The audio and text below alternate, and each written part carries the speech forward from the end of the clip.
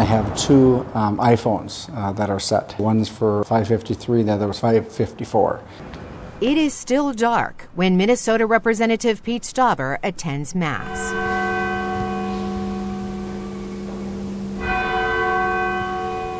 I give the day up to the Lord every single day. That's how I start my day. A daily ritual for Stauber and fellow Congressman Greg Pence, the brother of Vice President Mike Pence. After church, the men walk to breakfast. I ought to take advantage of that. Shortly after 8, Stauber is at his office near the Capitol. I'm going over the day's legislative agenda. I look at the votes that are coming up. But his district in Minnesota is never far from his mind. He's live right now on the radio in Duluth, in the heart of his district, talking about the drug crisis. It's devastating to families. Stauber does about 5 media interviews each week, including this one with VOA. We ask him what it's like to be in the party out of power. So I don't know any different.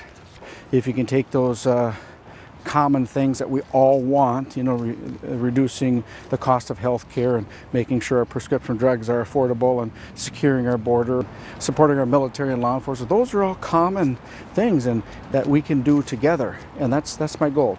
The congressman beats many of the staffers to his office. Most of them trickle in around 9. That includes the office's congressional canine, Pippa, who is owned by Stauber's communications director.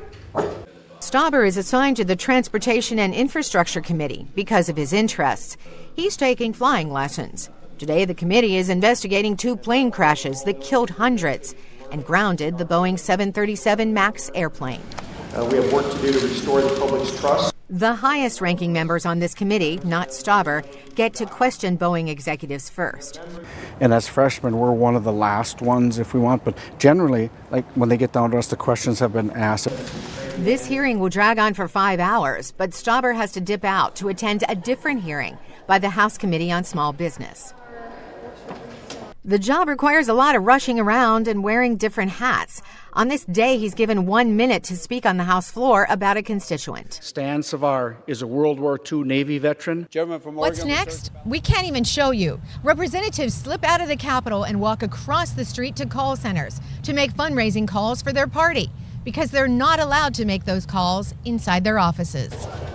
There are other duties veiled in secrecy, like the classified briefing Stauber attends to hear about the U.S. raid that killed terrorist Abu Bakr al-Baghdadi. Excuse me? All that, and it's not even 3 o'clock. How are you? It's up to the staff scheduler to keep the congressman on time and visitors moving in and out. I love when we get constituents from Minnesota because we can talk kind of the same language. We know the issues.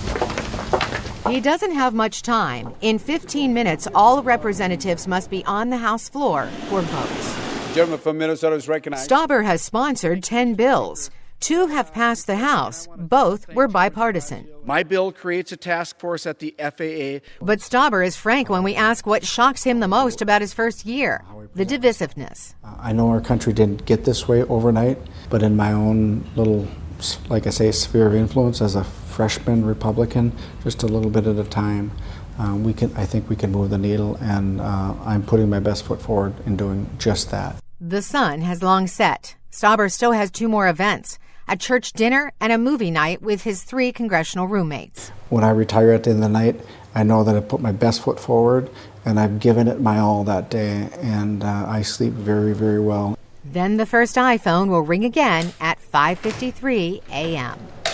Carolyn Presutti, VOA News at the U.S. Capitol.